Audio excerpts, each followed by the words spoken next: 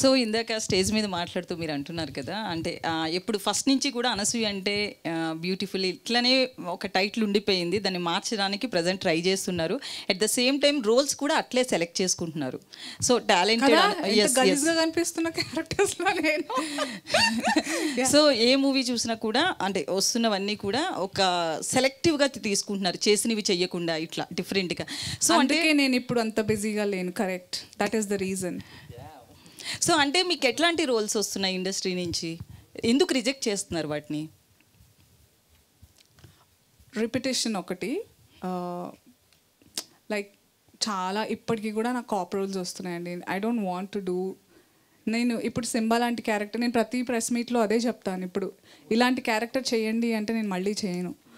So Rangammatta లాంటి character not just Telugu ఇండస్ట్రీలో కాదు, సౌత్ లాంగ్వేజెస్లో అన్నిట్లో వస్తున్నాయి. ఐఎమ్ సో ఎక్సైటెడ్ దట్ ఒక తెలుగు అమ్మాయిగా నేను ప్రతిదీ అంటే వీలైనంతగా నా యూనో ప్రతిభ చూపించాలి, నా ఆర్ట్ అండ్ మై వర్క్ చూపించాలని చాలా ఎక్సైటెడ్గా ఉంటాను. But so difficult that I have to reject them because same అలాగే లైక్ కొన్ని నేను చేసిన సినిమాలవే రీమేక్స్కి కూడా అదే క్యారెక్టర్కి యూనో నన్ను రీచ్ అవ్వడం ఇలా జరుగుతున్నాయి. సో ఒకటి రెపిటేషన్ చాలా వస్తున్నాయి.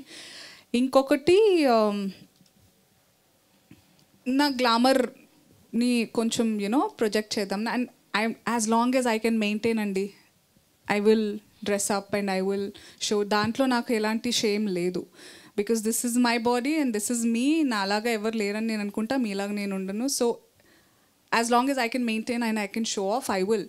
That's not the point. But there has to be somewhere నాకు ఎందుకో ఎక్సైటింగ్ ఎలిమెంట్ కనిపించట్లేదు. సో ప్రస్తుతం to be honest I have about 7 films that నేను ఫినిష్ చేసేసాను. One of them is Simba and ongoing అయితే మాత్రం 2 అవుతున్నాయి. ఒకటి పుష్ప అండి. So I'm not feeling bad. I don't know ఎవరు ఏం ఆలోచించినా నాకు సంబంధం లేదు, బికాజ్ నేను టైమింగ్ని బిలీవ్ చేస్తాను. అండ్ నేను రంగమ్మత్త చేసే టైంకి నేను ఎవరితో చెప్పలేదు ఈ మాట, that I think I spoke with Shiva. వెళ్ళిపోయాడా అడిగేసి? I told him that Rangammatta వచ్చి ఇంకే సినిమా రాకపోయినా ఆ ఒక్క పేరుతో నేను బాగా చేశానని నన్ను గుర్తుపెట్టుకుంటారు నేను పోయాక కూడా. అదే రంగస్థలం అనే సినిమాలో Rangammatta character, I was okay even for that. నేను దానికి కూడా సెటిల్ అవ్వడానికి రెడీగా ఉన్నాను. సో నేను అంతే, నేను కొంచెం అయితే అంటే మీలాంటి వాళ్ళు ఎక్కువగా ముఖ్యంగా తెలుగు వాళ్ళు యా సో తెలుగు వాళ్ళు కమర్షియల్గా ఎక్కువగా అంటే వచ్చినప్పుడే మూవీస్ చేసేయాలి, కొంచెం కమర్షియల్గా మనీ ఇట్లా ఆలోచిస్తారు కదా. సో మీరు ఓన్లీ క్యారెక్టర్స్ అంటే ఓన్లీ క్యారెక్టర్స్ అనుకుని కమర్షియల్ ఎలిమెంట్ పక్కకి వెళ్ళిపోతున్నట్లుంది కదా. సో అట్లే మీ హస్బెండ్ కానీ ఇలా ఏమనట్లేదా? మా ఆయన ఎందుకు వచ్చాడు పాపం, అంటే ఫ్యామిలీ బంగారం పాపం ఆయనకి. He doesn't. నేను ఆయన గుచ్చి అడుగుతుంటాను, చెప్పి ఇది ఎలా ఉంది ఇది ఎలా ఉంది అని. So he has no say. So అయితే మీ మూవీలో ఒక మెసేజ్ ఇస్తున్నారు కదా గ్రీన్. మీరు అడిగిన first part of the question నేను మా ఆయన పేరు రాగానే డైవర్ట్ అయిపోతా ప్రతిసారి. సో తెలుగు అమ్మాయిలు కమర్షియల్గా అలా ఏం లేదండి. ఇప్పుడు తెలుగు వాళ్ళు చాలా మంది వస్తున్నారు. అంటే దీపం ఉండగానే ఇల్లు చక్క పెట్టుకోవాలన్నట్లు అలా. అది సినిమాల్లోనే ఎందుకు, ఇప్పుడు నాకు ఒక సినిమాలో మంచి కొన్ని డబ్బులు వచ్చాయి, దాంతో నేను ఇంకేదైనా ఇన్వెస్ట్మెంట్ చేసుకుంటా. ఆ దీపం నేను అక్కడ పెట్టుకుంటాను, ఇక్కడ ఎందుకు నేను పాడు చేసుకోవాలి, ఓవర్ఫ్లో చేసుకుని. ఇప్పుడు దీపంలో ఎక్కువ నూనె పోస్తే కూడా పోద్ది కదా. అయితే రీసెంట్లీ సీఎం రేవంత్ రెడ్డి గారు మాట్లాడుతూ డ్రగ్స్కి సంబంధించి మూవీస్లో ఒక మెసేజ్ ఇవ్వాలి, స్టార్స్ చెప్తే బాగా పబ్లిక్ వింటారు అన్నారు. సో మీ మూవీ చూస్తే కనుక గ్రీనరీకి సంబంధించి మీరు మీ మూవీ నుంచి రేవంత్ రెడ్డి గారికి ఒక మెసేజ్ ఇస్తున్నట్లుగా అనిపిస్తుంది. ఎందుకంటే గ్రీనరీని ఇంతకు ముందు ప్రభుత్వం కేసీఆర్ ప్రభుత్వం కొంతవరకు పెంచడం జరిగింది. సో మీ సినిమా నుంచి రేవంత్ రెడ్డి గారికి ఇండైరెక్ట్గా మెసేజ్ ఇస్తున్నట్లు అనుకోవచ్చా? రేవంత్ రెడ్డి గారు మన సొసైటీలో భాగమే కదా, అందరికీ ఇస్తున్నాం మెసేజ్, మాకు కూడా ఇచ్చుకుంటున్నాం. గుర్తు తెచ్చుకోండిరా మీరు.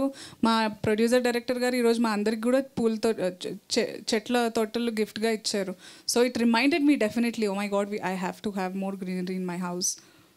అందరికీ రేవంత్ రెడ్డి గారనే కాదు, ఆయనకి. అంటే ఇఫ్ యూర్ థింకింగ్ అందులో వెతికి పోయిన గవర్నమెంట్ అవన్నీ ఏం లేదండి. మనకి చెట్లు అంటే ఆ గవర్నమెంట్ తగ్గించేలాగా కాదు కదా, వాళ్ళు నాటారని చెప్పి ఇప్పుడు పీకేద్దామా ఏంటి? లేదుగా, మనకు కావాలి చెట్లు అనేవి ఎప్పటికైనా. It's not, it's for all of us. మనం అందరం ఒక కమ్యూనిటీ, సొసైటీ, మనందరికీ మూకుమ్మడిగా కావాల్సింది నేచర్.